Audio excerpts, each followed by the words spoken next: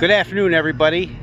I say afternoon because I'm doing this on Saturday afternoon, the Saturday before the third Sunday of Easter. And the reason I'm doing it now is that I know come tomorrow morning it's going to be pouring rain. At least it could be. It might even be snowing up this way. I don't know about where you're at, but it's not going to be too good of a day. So I thought I would just get this in real quick. Wow, it's beautiful, sunny, 60 degrees out. One of the best days we've had all year long.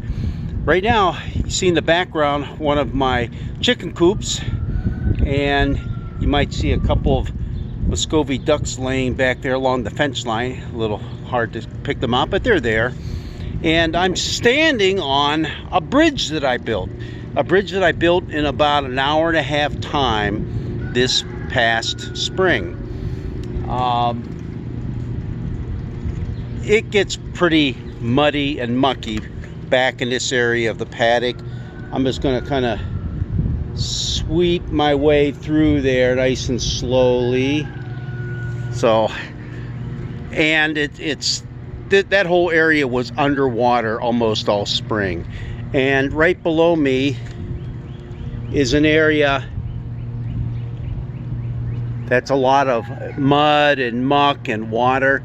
And when the goats and the sheep would cross over to get to the other side, it was a mess. Up to their bellies, deep in water, but they had sunk about 6 to 8 inches right into the muck below.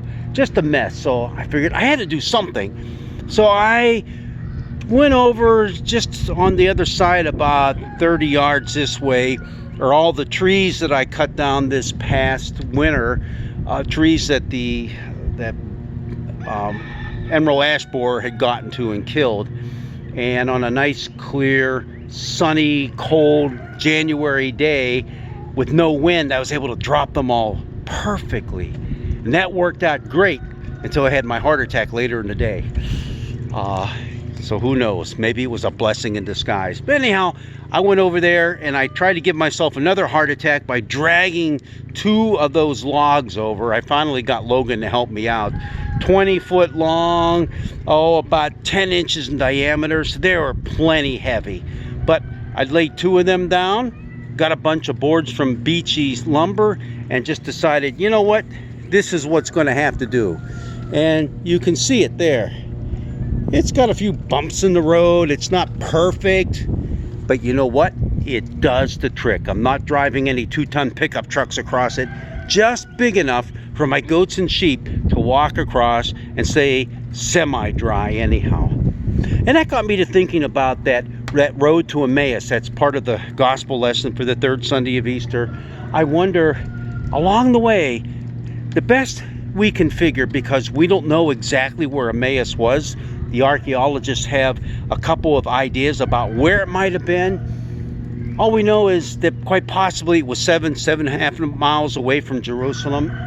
Did they have to cross any bridges along the way? Any handmade bridges like this where, you know, there was a little stream, there was a bit of water that would collect?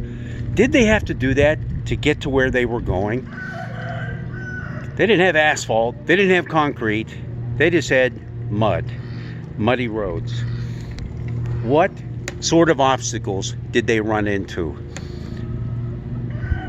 All we know is the one obstacle those 2 disciples had run into, and that was the death of the one they thought had come to save Israel, redeem Israel.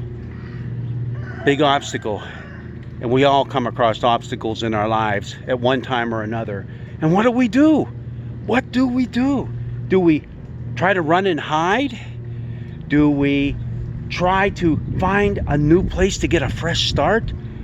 Or do we simply just take off and chill out for a while and try to put it all back together again? Who knows exactly what those 2 disciples were doing? But they got quite the surprise of their life along the way.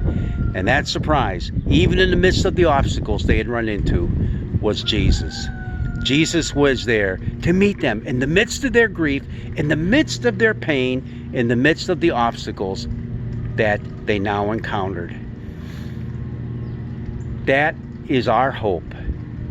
That is our promise, that no matter what happens to us, no matter what obstacles we run into, there's a bridge that has been built for you and for me, built by the master carpenter himself.